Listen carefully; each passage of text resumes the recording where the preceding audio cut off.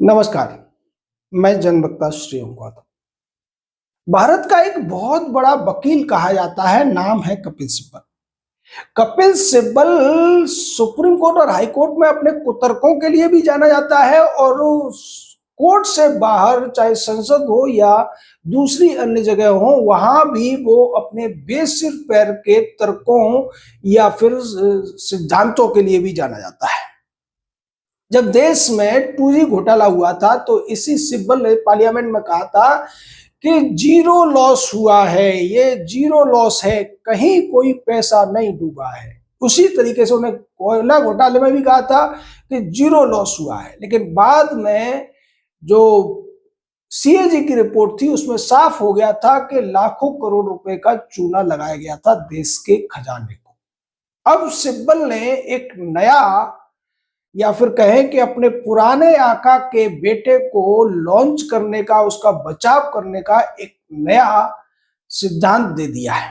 सिब्बल का कहना है कि बिहार में NDA तो जीता है लेकिन लोकतंत्र हार गया है। अब ये हारा हुआ लोकतंत्र कौन है? ये हारा हुआ लोकतंत्र है लालू यादव का 9वीं फेल बेटा तेजस्वी यादव।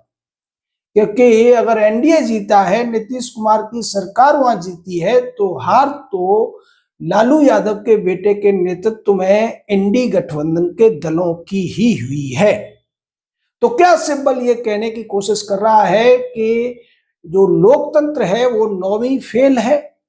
क्योंकि जो NDA गठबंधन था उसका नेतृत्व तो एक पूर्व मुख्यमंत्री का, जो कि जिसके ऊपर चारा घोटाले के आरोप साबित हो चुके हैं, उसका 9वीं फेल बेटा ही कर रहा था।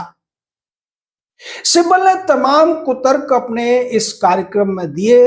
सिब्बल की एक और खासियत है कि वो न केवल एग्जीक्यूटिव का हिस्सा रहा है, वो अभी लेजिस्लेचर का हिस्सा है, वो अभी जो जुडिशरी है उसका भी हिस्सा है, और कथित तौर पर एक चौथा स्तंभ कहा जाता है जो लोकतंत्र का, मीडिया।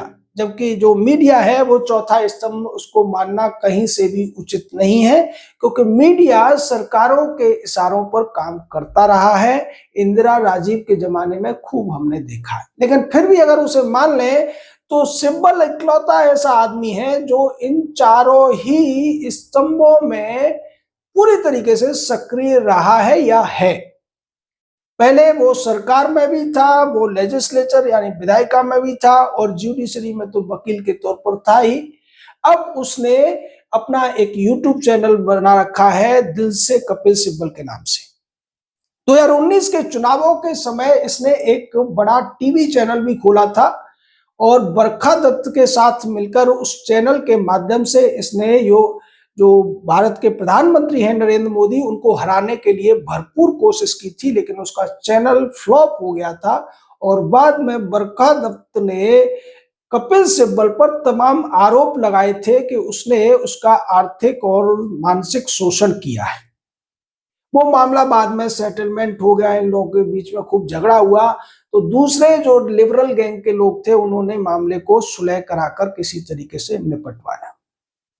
अभी कपिल सिब्बल चूंकि सरकार में नहीं है, लेकिन कम से कम 3 स्तंभों में तो वो अपनी उपस्थिति दर्ज कराने की कोशिश कर रहा है। जुडिशरी में वो वकील के तौर पर है, और विधायिका में वो एक सांसद के तौर पर है। दूसरी तरफ यूट्यूब चैनल चलाकर वो मीडिया में भी अपनी एक अलग नैरेटिव सेट करता हुआ नजर आ रहा है। वो ज्यादातर रिटायर हुए जजों को अपने सामने बिठाता है, फिर उनके नाम ले लेकर उनके माध्यम से एक माहौल बनाने की कोशिश करता है। सुप्रीम कोर्ट, हाई कोर्ट में जो केसेस चल रहे होते हैं उनमें एक अलग तरीके का संदेश देकर जजों को प्रभावित करने की भी कोशिश करता है। अभी बिहार में जब चुनाव हो गए, उस चुनाव का पोस्टमार्टम करने के लिए कपिल सिब्बल ने लालू यादव के बेटे को बुलाया, और तमाम ऐसी बातें कही जो पूरी तरीके से सुप्रीम कोर्ट में भी खारिज हो चुकी है और जनता की सबसे बड़ी अदालत में भी खारिज हो चुकी है।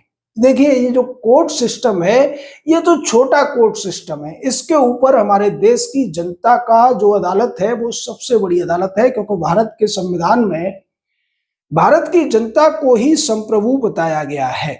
यानी कि अगर संप्रभु अदालत किसी को हम कह सकते हैं तो वो है जनता की अदालत। हाई कोर्ट और सुप्रीम कोर्ट संवैधानिक अदालतें हैं, लेकिन संप्रभु अदालत तो सिर्फ जनता की अदालत है। और बिहार की जनता ने न केवल एसआईआर के मामले में भी कपिल सिब्बल को करारी शिकस्त दी, बल्कि यहाँ जो राजनीतिक अखाड़ा है उसमें भी सिब्बल के पुराने आका लालू यादव और उसके बेटे को करारी शिकस्त दी है। आपको मैं बता दूं कि सिब्बल की राजनीति लालू यादव की केस की पैरवी करने से ही हुई थी, और पहली बार सिब्बल को राज्यसभा भी लालू यादव ने ही भेजा था। बाद में कांग्रेस पार्टी में ये शामिल हुए, और अभी जो ये सांसद हैं वो समाजवादी पार्टी की कृपा से हैं। यानी सिब्बल को पूरे विपक्ष का एक तरीके से वकील माना जा सकता है। तो इतना सब होते हुए सिब्बल की ये जिम्मेदारी बनती थी कि अपने आका, अपने पुराने स्वामी के बेटे को बचाने के लिए, उसकी छवि सुधारने के लिए कुछ ऐसा वो बोलें, कुछ ऐसा जनता के सामने नैरेटिव पेश करें जिससे ये संदेश जाए कि जो बिहार में चुनाव में हुआ उसके पीछे असली वजह जनता नहीं है, असली वजह नीतीश कुमार की सरकार नहीं है, बल्कि कुछ अन्य वजहों की वजह से सरकार की वापसी हुई है। यहां सिब्बल ने एसआईआर पे दोष मढ़ने की कोशिश की, ये कहने की कोशिश की कि 65-70 लाख से ज्यादा लोगों के वोट कट गए, इसलिए भी जो इंडी गठबंधन के दल हैं वो चुनाव हार गए हैं। जबकि एसआईआर मामले में बार बार हर सुनवाई के दौरान सिब्बल और सिंघवी प्रशांत भूषण को सुप्रीम कोर्ट से फटकार मिली। सुप्रीम कोर्ट के उनके किसी भी कुतर्क को नहीं माना, सुप्रीम कोर्ट ने उनकी किसी भी झूठे दावे को स्वीकार नहीं किया, और चुनाव आयोग को पूरी एसआईआर बेबाक तरीके से करने दी। बस एक चीज जोड़ दी थी कि आप आधार कार्ड को भी पहचान के प्रूफ के तौर पर ले लीजिए, क्योंकि पहले ही दिन से कोशिश तो ये की गई थी भूषण और सिब्बल के द्वारा कि आधार को एक नागरिकता के प्रमाण के तौर पर भी देखा जाए, लेकिन चुनाव आयोग ने साफ कर दिया था कि आधार को नागरिकता के प्रमाण के तौर पर नहीं माना जा सकता, क्योंकि ऐसा आधार पर भी लिखा हुआ है, आधार के कानून में भी है, और चुनाव आयोग इसको नागरिकता का प्रमाण नहीं मानता है। तो यहां भी शिकस्त मिली थी सिब्बल को। पर सिब्बल की एक और आदत है कि वो कितनी भी हार उसकी हो जाए, कितना भी कुछ हो जाए, लेकिन वो अपनी बात पर हमेशा ही अड़ा रहता है, और वो ये दिखाने की कोशिश करता है कि वो सही है, सामने वाला जो उस पर निर्णय दे रहा है, जो राय दे रहा है, वो गलत है।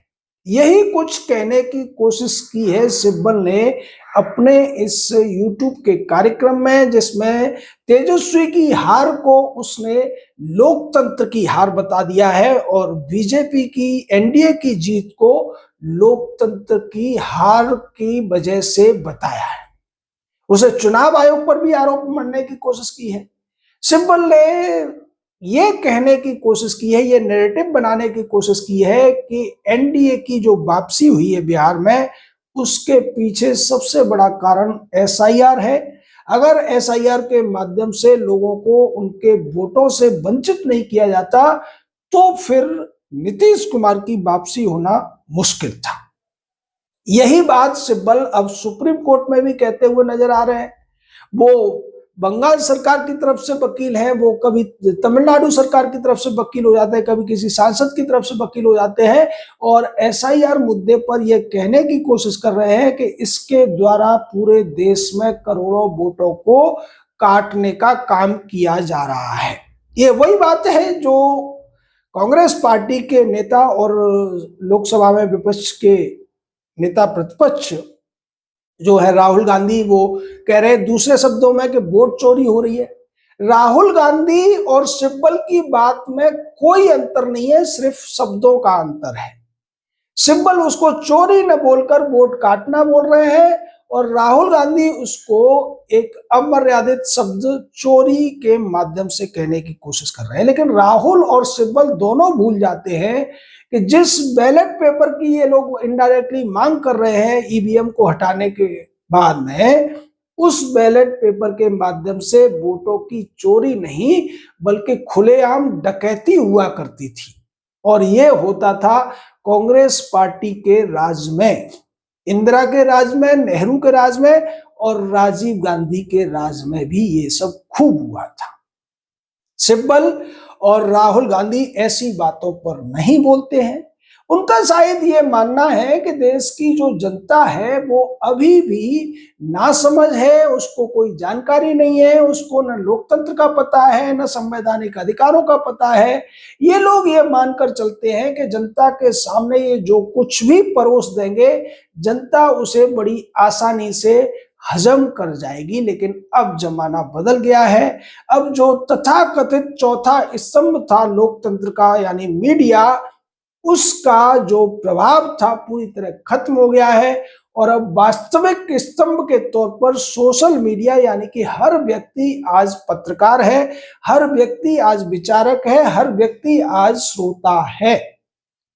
यहाँ लोगों के बीच में संवाद का दायरा बढ़ गया है, जिसकी वजह से अब इस तरीके के झूठे दावे, झूठी व्याख्याएं, झूठे नैरेटिव्स ज्यादा दिन तक नहीं चल पाते हैं। लोग सही तरीके से समझने लगे हैं कि क्या उनके हित में है, क्या उनके खिलाफ है, कौन सच बोल रहा है, कौन झूठ बोल रहा है, कौन आरोप लगा रहा है और कौन काम कर रहा है। बिहार की जनता ने साफ तौर पर दिखा दिया है कि उन्होंने उसी को वोट दिया है जिसे वो वोट देना चाहते थे। हालांकि माहौल तो ये बनाया जा रहा था कि बिहार में तेजस्वी यादव की सरकार बनने जा रही है। राहुल गांधी भी अपना मुख्यमंत्री बनाने के चक्कर में थे। उन्हें ये लग रहा था कि उनकी पार्टी की सीटें बहुत ज्यादा आ जाएंगी। सीट बंटवारे को लेकर भी खूब विवाद हुआ था। लेकिन धीरे धीरे करके जब स्थितियां स्पष्ट होने लगी तो चुनाव शुरू होते ही इन लोगों ने वोट चोरी पर ज्यादा जोर देना शुरू कर दिया, जिसका साफ मतलब था कि इन्हें अपनी हार दिखाई देने लगी है। तो फिर सिब्बल को जब हार पहले से पता थी, उसके बावजूद सिब्बल ने जिस कुटिलता के साथ में ये बात रखी है, उससे आप समझ सकते हैं कि ये व्यक्ति किस हद दर्जे का चालाक और भी शब्द हैं मैं इस्तेमाल नहीं करना चाहूंगा, क्योंकि सिब्बल सुप्रीम कोर्ट में वकील है, तो मेरे खिलाफ कंटेम्प्ट का केस, वो डिफेमेशन का केस कर सकते हैं। खैर वो इतना नहीं करेंगे, लेकिन उनकी हकीकत बताने से और आप सब समझ चुके हैं कि ये व्यक्ति किस हद दर्जे का इंसान है। यही वजह है कि अपने पुराने आका के बेटे को लोकतंत्र बनाने की कोशिश की जा रही है। उसी तरीके से जैसे कांग्रेस पार्टी का एक अध्यक्ष हुआ करता था, उसने एक समय कहा था कि Indira is India, India is Indira. Indira Gandhi को भारत बताने की कोशिश जिस तरीके से बरुआ ने की थी, उसी तरीके से ये जो सिब्बल है, सिब्बल भी लालू के 9वीं फेल बेटे को लोकतंत्र बताने की एक भूल या फिर कहें सोची समझी एक कुटिलता करने की कोशिश की जा रही है। उस पर आपका क्या कहना है, अपनी राय दीजिए। हमारे साथ जुड़े रहिए। जय हिंद, जय भारत।